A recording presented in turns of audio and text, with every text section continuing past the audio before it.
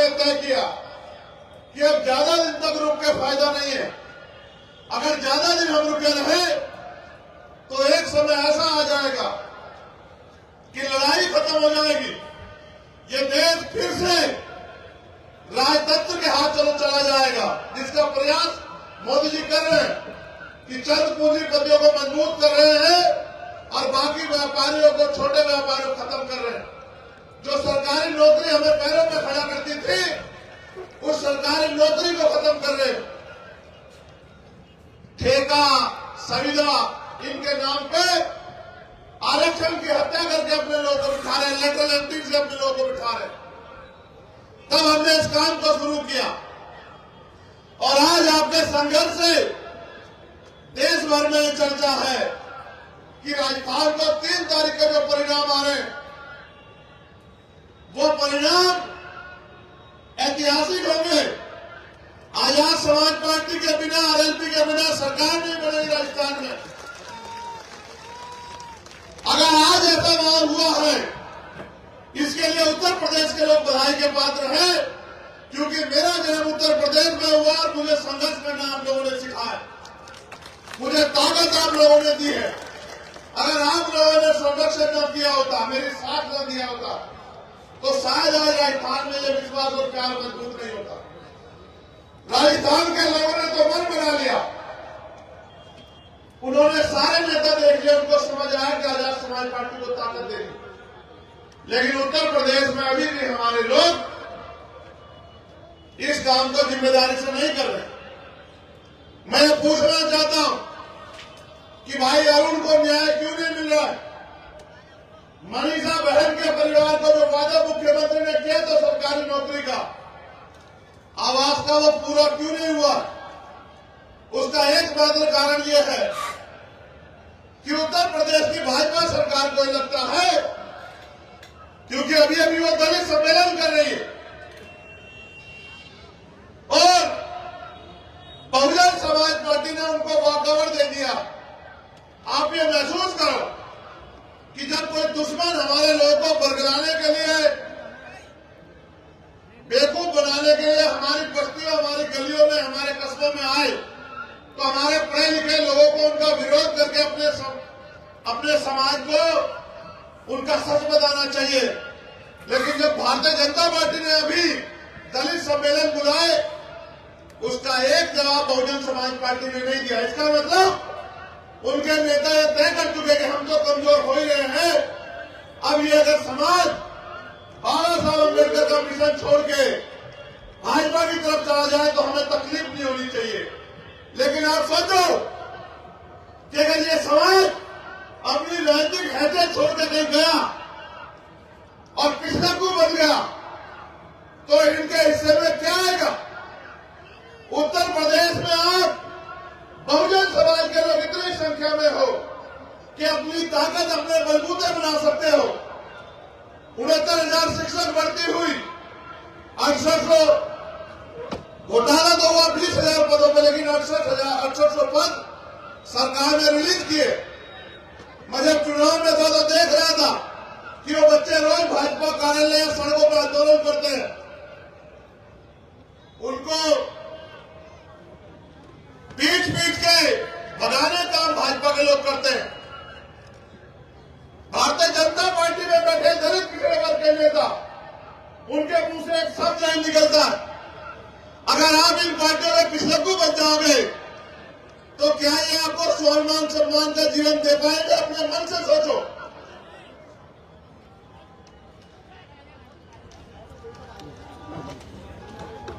वो भी चाहते हैं कि आप उनके दलों में आ जाओ, उसका कारण है आपके पास वोट है, वो आपका प्यार नहीं करते।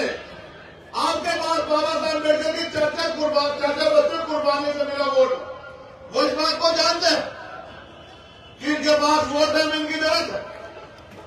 लेकिन महसूस करो, जो भारतीय जनता पार्टी, कांग्रेस या किसी भी पार्टी में नेता है, समाजवादी पार्टी में भी जो लोग नेता है, वो अपने नेताओं को बाईपास करके क्या आपकी आवाज उठा सकते हैं? जब वो आपकी आवाज नहीं उठा सकते तो वो आपके अधिकारों की रक्षा कर सकते हैं क्या?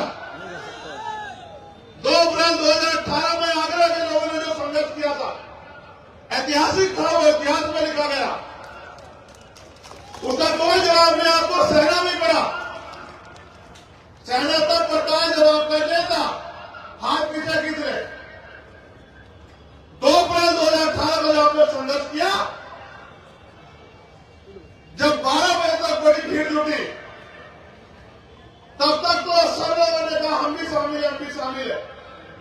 लेकिन जब विरोधियों ने हमारे लोगों में गोले चलाने का काम किया, लाठियां को पीटने का काम किया, तो जिन नेताओं के भरोसे आप लड़ रहे थे उन्होंने कहा हमारा इस आंदोलन से कोई मतलब नहीं। भाजपा को ताकत दे दी कि ये नौजवान जो अपनी जान की बाजी लगा के समाज की लड़ाई लड़ रहे उनको पीटो।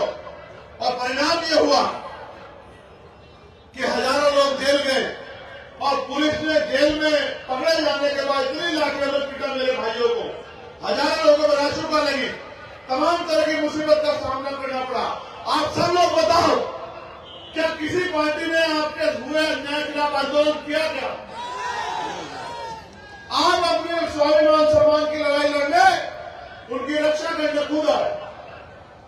आज पूरे देश में पुलिस से पहले भीम आर्मी के नौजवान अन्याय होने पर जाते और पीड़ित परिवार को न्याय दिलाने की लड़ाई लड़ते बिना किसी स्वार्थ के। मैं आपसे वादा करता हूं कि आने वाले 1 साल के अंदर आपके 2 अप्रैल 2018 के मुकदमे वापस करा कर दिखाऊंगा। आप मेरी बात को याद रखें, चाहे मुझे कुछ भी संघर्ष करना पड़े, चाहे मेरी जिंदगी जेल में क्यों न कट जाए, लेकिन मैं आपको मजबूर नहीं होने दूंगा सरकार का। आप चिंता मत करो। लेकिन आप भी सोचो मेरे साथियों, इस लोकतंत्र में जब तक आप अपनी राजनीतिक ताकत नहीं बनाओगे तो आपके साथ ये जुल्म जाति अन्याय अत्याचार होता है। आप इतनी बड़ी संख्या में यहां आए और यहां से आप कुछ सीख कर नहीं जाते और जाके उस काम को अमल में नहीं लाते, तो फिर ताकत कैसे बनेगी? ये लोकतंत्र है, संगठन में शक्ति है। अगर आप संगठन का काम बराबर नहीं करते, अपनी बूथ की कमेटियां, सेक्टर की कमेटियां, विधानसभा की कमेटी, जिले कमेटी और जो हमारे पार्टी के फ्रंटल संगठन है उनकी कमेटियां नहीं बनाते, जिम्मेदारी नहीं उठाते, तो आपकी ताकत कैसे बनेगी? आप ये सोचो, आपकी पार्टी का संगठन कोई दूसरी पार्टी के लोग बनाएंगे क्या? अब जिन नौजवानों पर मुझे भरोसा है कि वो स्वाभिमान सम्मान की लड़ाई लड़ेंगे और वो हाथ में कैमरा लेके वीडियोग्राफर बनना चाहे, फोटोग्राफर बनना चाहे, तो आंदोलन कैसे कामयाब होगा? मैं आ जाऊं तो आ जाओ, और फिर जो जमीनी काम जिले में करना वो ना करो। मैं आ जाऊं तो बड़ी संख्या में नारे लगाओ और जाके अपने क्षेत्र में जिम्मेदारी न उठाओ, तो ताकत कैसे बनेगी? मैं भी देखता रहता हूं कौन काम कर रहा है और कौन मुझे सिर्फ चेहरा दिखाने के लिए आता है। मैं ये भी जानता हूं, हमारे अकाली दल के प्रदेश अध्यक्ष जी भी यहां बैठे और हमारे भंते जी भी अब सीनियर लोग यहां बैठे। मैं ये भी जानता हूं कि आगरा के जो लोग हैं वो सक्षम लोग हैं, वो किसी कमजोर के साथ नहीं खड़े होते। 92 से पहले जब वो यहां चुनाव लड़ती थी उनको 1000-1200 वोट मिलते। जब 92 में अलायंस हुआ तो आपके अंदर हिम्मत जागी और आपने ताकत बनाने का काम किया। मैं आगरा के लोगों का स्वभाव जानता हूं, अलीगढ़ के लोगों का, हाथरस कासगंज के लोगों का। आज कमजोर के साथ नहीं खड़े होते, इसलिए हमने राजस्थान में जाकर ताकत बढ़ाने का काम किया कि आप भी जागो, आप भी मेहनत करो, आप भी लापरवाह मत बनो। राजस्थान में ताकतवर हो जाएंगे, उससे उत्तर प्रदेश की समस्याओं का हल नहीं होगा। राजस्थान में ताकतवर हो जाएंगे, उससे उत्तर प्रदेश के बच्चों को रोजगार नहीं मिलेगा। उत्तर प्रदेश में जो गुंडागर्दी हो रही है उसका जवाब नहीं मिलेगा। उत्तर प्रदेश में जो गरीबों की जमीन दबाई जा रही है, आरक्षण का प्रावधान खत्म किया जा रहा है, घोटाले हो रहे हैं, प्रमोशन में रिजर्वेशन नहीं है, उसका लाभ नहीं मिलेगा अगर राजस्थान में ताकतवर होंगे। अगर उत्तर प्रदेश में ताकतवर होंगे तब इसका लाभ आपको मिलेगा। किसी भी संगठन की ताकत होती है उसके कार्यकर्ता, नेता नहीं होते। नेता तो कार्यकर्ताओं की मेहनत से बनता है, लेकिन अगर भीड़ अपना काम ना करे, अपनी जिम्मेदारी ना अदा करे तो कामयाबी नहीं मिल सकती। मैं मंच पर भी जो हमारे नेता उनसे भी कहूंगा, अगर सच में कुछ बना के दिखाना है, ताकत अर्जित करनी, तो मेहनत करो, शकल दिखाने का काम मत करो। मैं आता हूं तो मंच पे आ जाते हो सब लोग, और फिर दोबारा तभी आते हो जब मैं आता हूं। उसके अलावा जो बुनियादी काम है जाके गली गांव में जाकर संगठन बनाने का, अपनी जिम्मेदारी अदा करने का, वो नहीं करते। और फिर चुनाव में भी सोचते हो कि आपकी ताकत बन जाएगी। कैसे बन जाएगी ताकत? ये बैनर लगाने से ताकत नहीं बनेगी। ये राजधानी है आगरा, क्या हालात है इसमें आपको सोचना चाहिए। जब तक आप जाके अपनी बात नहीं समझाओगे, जब तक आप जाके अपनी बात लोगों तक नहीं पहुंचाओगे, तब तक लोग आपके साथ नहीं खड़े होंगे। लोग तो सीधे बच्चे हैं, उनको जो कह दिया जाता है वो उसी को मानने लग जाते हैं। वो क्या जाने कि किस तरह ध्यान हटे नहीं करते भीमान में अगर समाज पार्टी लोग संघर्ष कर रहे हैं। और आज आपको हालात पता है क्या है? 2024 के बाद हो सकता है कि देश के संविधान को बदल दिया जाए। ये देश का संविधान है तो आपके लिए कुर्सियां हैं, आपके लिए मंच है, आप पे वोट देने का अधिकार है। इस देश का संविधान आया तो आप पे नौकरी, व्यापार करने का अवसर मिला आपको। इस देश का संविधान आया तो आपका सम्मान बढ़ा, आपको समानता का अधिकार मिला। आपको क्या लगता है उस संविधान की रक्षा कोई और करेगा क्या? उस संविधान को लागू कोई और कराएगा क्या? आज संविधान दिवस है, हमारे लोगों ने संविधान का कितने मोल समझा। अगर ये संविधान नहीं है तो आपकी हैसियत क्या आपने कभी महसूस किया? अगर ये संविधान नहीं है तो महिला को क्या अधिकार है आपने कभी महसूस किया? एक एप्लीकेशन मेरे पास और है, एक बच्ची है, पुलिस के लोग यहां हैं,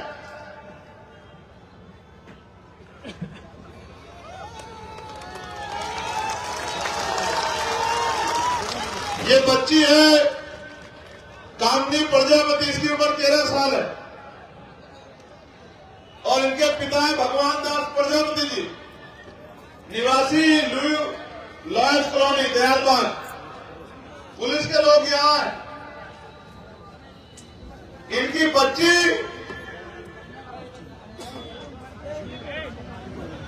इनको आने दो भैया, ऐसे क्यों कर रहे हो? 1 महीने से गायब है।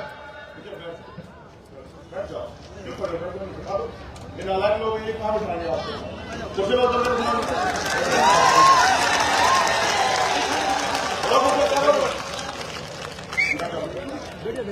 नहीं, आप रो मत, रो मत, रो मत, रो मत।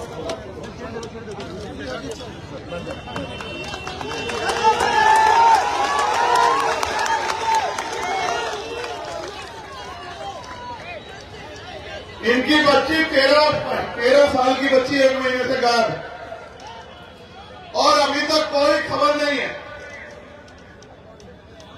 मुझे इस बात का दुख है, मगर मैं करूं क्या? आप लोग अपना काम जिम्मेदारी से नहीं करोगे, मजबूत नहीं करोगे अपनी पार्टी को, तो राजनीतिक ताकत मेरे हिस्से में नहीं आएगी। नहीं आएगी तो पुलिस मेरी बात क्यों सुनेगी?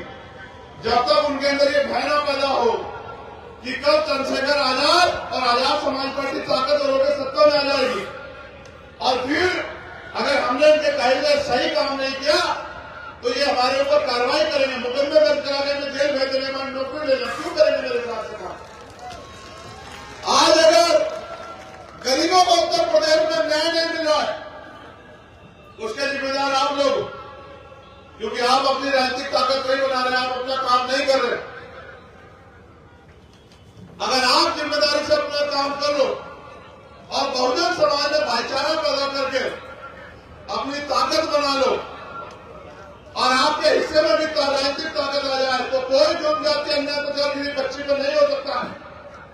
एनसीआरबी का डाटा पढ़ो कि क्या हाल है उत्तर प्रदेश में। अपराधी खुलेआम घूम रहे हैं तुम्हारी वजह से। मुझे सरकार से कोई वो नहीं है शिकवा, क्योंकि मैं जानता हूं सरकार तो यही करेगी, जिनकी सरकार है उनका काम करेगी, आपका काम नहीं करेगी। आपको उनमें कभी कभी भाई अपने नजर आते हैं, आपकी जाति धर्म के लोग जो उन पार्टियों में कभी कभी आप उनके साथ जाना चाहते हो, लेकिन जब आपका जुल्म होता है आपको एहसास होता है आपकी लड़ाई लड़ने वाला कोई नहीं। इन्होंने लिखा है भाई चंद्रशेखर जी, आप बहन बेटियों की रक्षा करने वाले और न्याय दिलवाने वाले भगवान हो। मेरे माता पिता का रो रो कर बुरा हाल है। मैं आपसे हाथ जोड़कर विनती और निवेदन करता हूं कि आप ही हमें न्याय दिला सकते हो। क्या करूं मैं,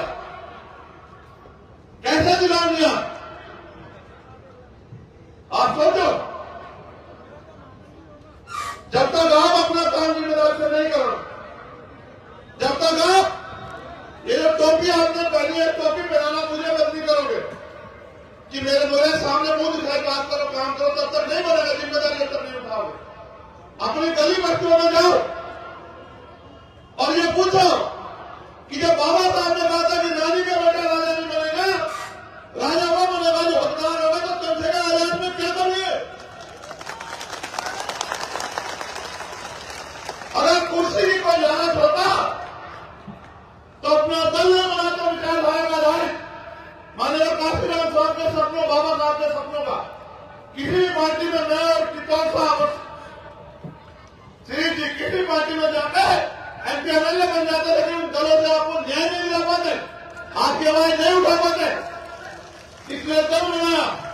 मैं अकेला कितनी मेहनत करूंगा जब आप लोग मेहनत नहीं करो। मैं तो धन्यवाद दूंगा टिटौर साहब का, मैं धन्यवाद दूंगा कि वो उनकी पूरी टीम उत्तर प्रदेश में प्रयास कर रही है। मगर मैं आपको भी कहूंगा कि आप भी अपने काम को जिम्मेदारी से अदा करें। एक और एप्लीकेशन मेरे पास है,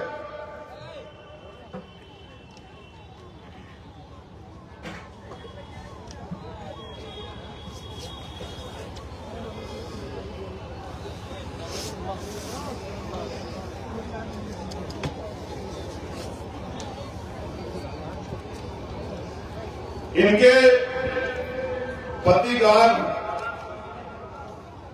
और मुझे लग रहा है 8वें महीने की घटना है। अभी तक कोई कार्रवाई नहीं हुई, कोई जानकारी नहीं मिली। कहाँ रहती है? अलीगढ़। यहाँ पर कैसे आई? अलीगढ़ से। मुझे थोड़ा सा समय, अपना नंबर लिखवा दो। किराए पे रहते हैं आप, मुझे थोड़ा सा समय, ठीक है? अरे जी पकड़े के ना दीजिए, आप चिंता मत करो, ये भी करो। ये इनके वाले एप्लीकेशन है और ये दो अलग अलग। आप बैठ जाओ, चिंता मत करो, बैठ जाओ, बैठ जाओ। रोना पड़ेगा, इसमें चिल्लाना पड़ेगा, क्योंकि आप अपनी बारी का इंतजार कर रहे हो उत्तर प्रदेश में। कब आपके घरों तक आग लगे, आपके घरों तक आग जाए। मैं तो कह के थक चुका हूं और आगे मैं उम्मीद करके आगे आया हूं कि आप जागोगे, आप अपनी ताकत बनाओगे, मेहनत करोगे, आप संघर्ष करोगे, आप दूसरी पार्टी में सीख लो। 10 साल पहले बनी आम आदमी पार्टी राष्ट्रीय पार्टी बन गई। 10 साल पहले आपकी वोटों में बन गई। आप सीख लो, उनके पास कुछ नहीं है, बेस वोट भी नहीं है। आप देखो कि आप कितने कमजोर बन गए उत्तर प्रदेश में, क्या आप अपनी राजनीतिक हैसियत मजबूत नहीं कर पा रहे। मैं तो इस लड़ाई को लड़ रहा आप सबके सहयोग से। मुझे ये भी नहीं पता है कि कहां से कौन सी गोली इस बार मेरे सीने के पास जा रही, नहीं पता है मुझे। और यहां जो लोग खड़े हैं उत्तर प्रदेश में, तो कई हत्या ऐसे हुई मीडिया के रूप में चला और गोली मार के हत्या करके चले गए। और ये पता होने के बावजूद हमारे पुलिस के साथ ही वहां बैठते, देखो कुर्सी पर आराम से बैठे।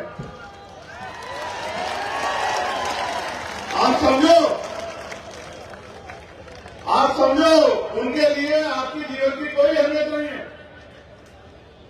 आपको समझ आता है नहीं आता?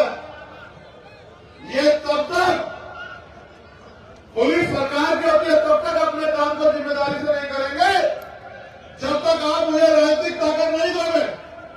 और जिस दिन आप मुझे राजनीतिक ताकत दे दोगे, ये आपके घरों के दफ्तरों के बाद सलाम करते दिखाई देंगे आपको किसका होता है।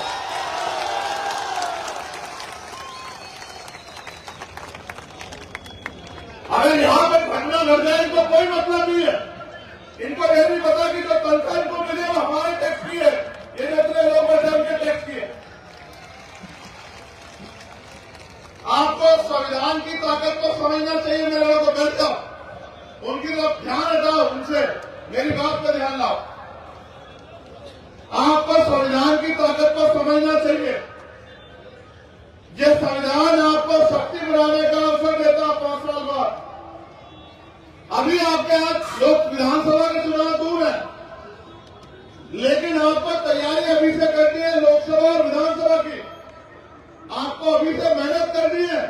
अगर आप चाहते हो आपकी राजनीतिक हैसियत बने, अगर आप चाहते हो आप अपने पैरों पर खड़े हो, अगर आप चाहते हो कि सरकारी नौकरियां बचे, अगर आप चाहते हो कि बहन बेटियों का सम्मान सुरक्षित रहे, अगर आप चाहते हो कि गरीब की बेटी की तरफ कोई आम था लेना देखे, अगर आप चाहते हो कि आपके आने वाली पीढ़ियों को इस देश में स्वाभिमान सम्मान का जीवन मिले, अगर आप चाहते हो कि नौजवानों को रोजगार मिले, अगर आप चाहते हो किसान को उसकी फसल का दाम मिले, अगर आप चाहते हो कि मजदूर को न्यूनतम वेतन मिले, अगर आप चाहते हो कि कलम की ताकत हो मेरे पास, जिसकी बदौलत मैं अपने क्षेत्रों में बड़े बड़े रोजगार के अवसर पैदा करके गरीब लोगों के पैरों में खड़ा कर सकूं, बहन बेटियों को सुरक्षा का माहौल दे सकूं, तो आपको उत्तर प्रदेश में इस काम को शुरू करना पड़ेगा और रोज करना पड़ेगा। हर दिन 2-4 घंटे मेहनत करनी पड़ेगी अपनी राजनीतिक पार्टी को ताकत देने के लिए। आपको लापरवाही बंद करनी पड़ेगी। आप दूसरे नेताओं की तरह जो धर्म की राजनीति कर रहे हैं, आप कुर्ते डाट के नहीं घूम सकते हो। आप बड़ी बड़ी सुंदर सुंदर जैकेट पहन के नहीं घूम सकते हो। अगर ये स्पीड में घूमना चाहते हैं तो पहले तुम्हें हैसियत भी बनाओ। उनका दिखावा मत करो। वो तो धरना सेठ है, उनके बड़े बड़े करोड़पति साथी है, आपका क्या साथी? मैं भी चुनाव में होकर आया, बहुत अच्छा हुआ कि भाई हनुमान जी बेनीवाल ने इतने साधन उनके समाज में जुटाए थे, उनके संगठन ने, कि हमने हेलीकॉप्टर से वहां प्रचार कर लिया। आप सोचो, मैं सवाल छोड़ रहा हूं, उत्तर प्रदेश में जब चुनाव होगा, एक विधानसभा से दूसरी विधानसभा में जाने में समय लगेगा, प्रचार में 15 दिन का समय होगा। कैसे होगा प्रचार? ऐसा थोड़ा ही है। भाजपा के लोगों को तो बहुत पैसे हैं, कांग्रेस के लोगों को, समाजवादी वालों को भी बहुत पैसे हैं, वो तो चले जाएंगे। मैं कैसे जाऊंगा? आप कहोगे आओ प्रचार कर दो, रैली कर दो, कैसे आऊंगा? वो ऐसा थोड़ा है कि हमारी नई पार्टी है, हमें कहेंगे 15 दिन फालतू प्रचार कर लो, ऐसा थोड़ा होगा। हमें भी उतने कम दिनों में अपने लोगों को तैयार करना पड़ेगा। इसलिए आपसे कहता हूं, अपनी पार्टी को जैसे आपने आज सहयोग किया है, थैली देके एक पैसा अपनी मेहनत की कमाई से पेमेंट टू सोसाइटी, जो बाबा साहब कहते थे, एक पैसा जुटा के अपनी पार्टी को भी आर्थिक रूप से मजबूत करो कि आपकी पार्टी किसी के ऊपर निर्भर न रहे, आपकी पार्टी धनबल से भी मजबूत हो और आपकी पार्टी संख्या बल में भी मजबूत हो और आपकी पार्टी आगे भी बढ़े, क्योंकि आपकी पार्टी ही आगे उत्तर प्रदेश में समता, समानता, बंधुत्व, भाईचारे का माहौल देगी। आपकी पार्टी ही बाबा साहब अम्बेडकर के सपनों को साकार करेगी। आपकी पार्टी ही माननीय काशीराम साहब के अधूरे सपनों को पूरा करेगी। आपकी पार्टी ही सरकार में आने के बाद से कमजोर वर्ग के बच्चों को अच्छी शिक्षा देने का काम करेगी, जो आर्थिक रूप से गरीब है, बीमारी होने पर उनको अच्छा इलाज देने का काम करेगी और भारतीय संविधान की रक्षा करने का काम करेगी। अगर आज संविधान पे खतरा है, इसका मतलब जितने भी दल है भाजपा सेना को अपने काम जिम्मेदारी से नहीं कर रहे। जैसे 2 अप्रैल की जिम्मेदारी आपने अपने कंधों में उठाई थी, ऐसे अपने इस आंदोलन की जिम्मेदारी की आप अपने कंधों पे सिर्फ मुंह दिखाई काम करोगे तो वही मिलेगा जो मिलता है। और अगर मेहनत से काम करोगे, ईमानदार से काम करोगे, संघर्ष करोगे तो फिर आपके हाथ में ताकत आएगी। अब मैं आपसे पूछना चाहता हूं मेरे आगरा के बाद क्षेत्रवासियों, क्या आप चाहते हो आजाद समाज पार्टी ताकतवर बने? दोनों हाथ उठा के बताओ, कौन बनाएगा ताकतवरी से? जब तक आप मेहनत नहीं करोगे ताकतवर कैसे बनेगी बताओ? क्या एक जाति एक धर्म से बन जाएगी? तो बहुजन समाज बनाओ। पाल, प्रजापति, कश्यप, जाट, गुर्जर, सैनी, निषाद, कुर्मी, यादव, मुसलमान, जैन, सिख, बौद्ध, ईसाई सब भाइयों को इकट्ठा करो। दलितों की जो सब जातियां, वाल्मीकि, पासी, धोबी, कोरी, खटीक सबको इकट्ठा करो। जो बहुजन समाज है उन सबको इकट्ठा करके भाईचारा बनाओ, भाईचारा कमेटी बनाओ, सम्मान से करो और सदस्यता अभियान चलाओ। गली गली में, गांव गांव में सदस्यता अभियान चलाओ और ताकतवर बनो, लोगों को जोड़ो। और जब संख्या में तैयार हो जाए तो अपने बीच के व्यक्ति को जिता के विधानसभा भेजो, तब आपकी ताकत बढ़ेगी। इस बार आप आगरा पे संकल्प ले लो कि उत्तर प्रदेश से भी आपको हर हाथ में अपने लोगों को लोकसभा विधानसभा भेजना ही भेजना है। उसके लिए आप जो संगठन के लोग हैं उनको आज से लग जाना है, अपने बूथ सेक्टर तैयार करना है, विधानसभा कमेटी जरूर करनी है और वंचित वर्ग की सभी जातियों को इकट्ठा करके उनको संगठन में जिम्मेदारी देके उनके समाज को भी जोड़ के सम्मान को ख्याल रखते, अधिकार का ख्याल रखते, उनको भी भाईचारा पैदा करके आगे बढ़ाना। जब आप ये काम करोगे तब आजाद समाज पार्टी मजबूत होगी और जब आजाद समाज पार्टी मजबूत होगी तो आप लोग मजबूत होंगे। इसलिए मैं अपनी बात को समाप्त करते हुए अभी भारतीय संविधान की प्रस्तावना यहां से पढ़ूंगा और आशा और उम्मीद करूंगा, आपसे भी आग्रह करूंगा कि आप खड़े हो जाए अपनी जगह पे।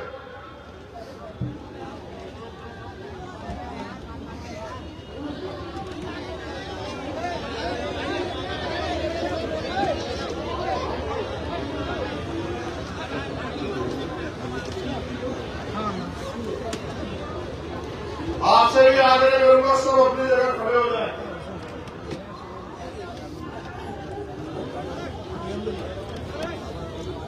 और मेरे साथ हो रहा है, तुम लोगों ने आज निराश किया वो जो उधर खड़े हो। मैं शक्लें याद रखता हूं और मैंने इसलिए तुम्हारा फोटो भी खिंचवाया है। जब तुम्हारी बस्तियों में उसमें आऊंगा फिर तुमसे बात करूंगा।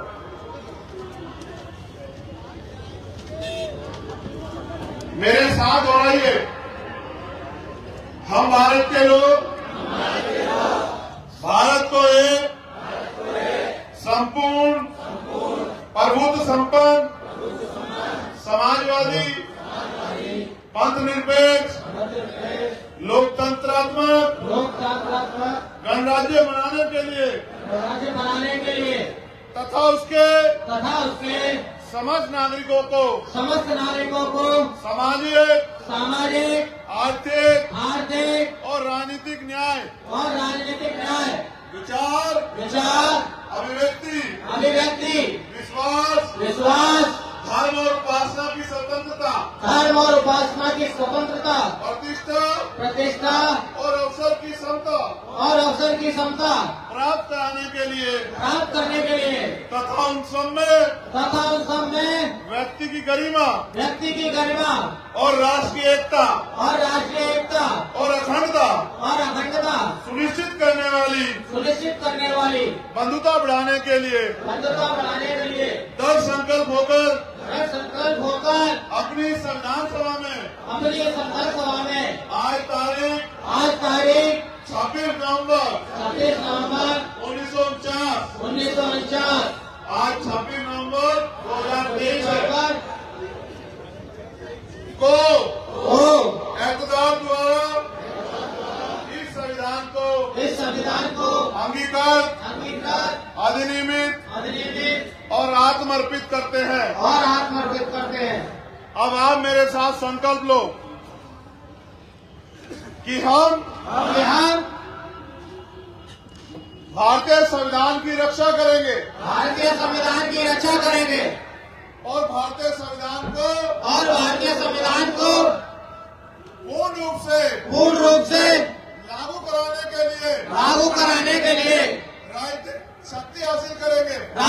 शक्ति हासिल करेंगे। अपने दल आजाद समाज पार्टी काशीराम को ताकतवर बनाएंगे, शक्तिशाली बनाएंगे और डॉक्टर बाबा साहब अम्बेडकर एवं मान्यवर काशीराम जी के अधूरे सपने को पूरा करने का काम करेंगे। और जब तक उनके सपने पूरे नहीं होते हम चैन से नहीं बैठेंगे।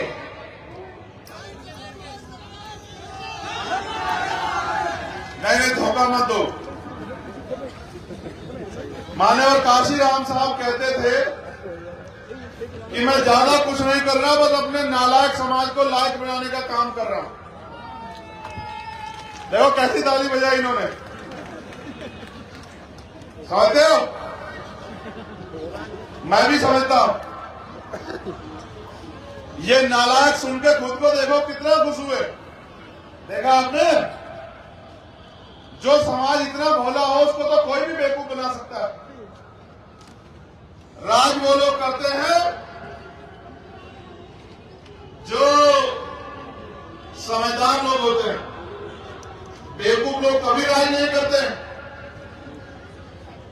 जब तक लापरवाह रहोगे, गैर जिम्मेदार रहोगे, कमजोर रहोगे, तब तक राज तो बहुत दूर की बात है। कुर्सियों के आसपास भी भटकने देगा कोई आपको। राज करना है तो राज जैसी सोच पैदा करो, समझते हो? राज जैसी सोच लापरवाह लोगों की नहीं होती, गैर जिम्मेदार लोगों की नहीं होती। पहले जिम्मेदार बनो, अपने कंधों पर जिम्मेदारी उठाओ और फिर अपनी उसकी हिसाब की मदद करो।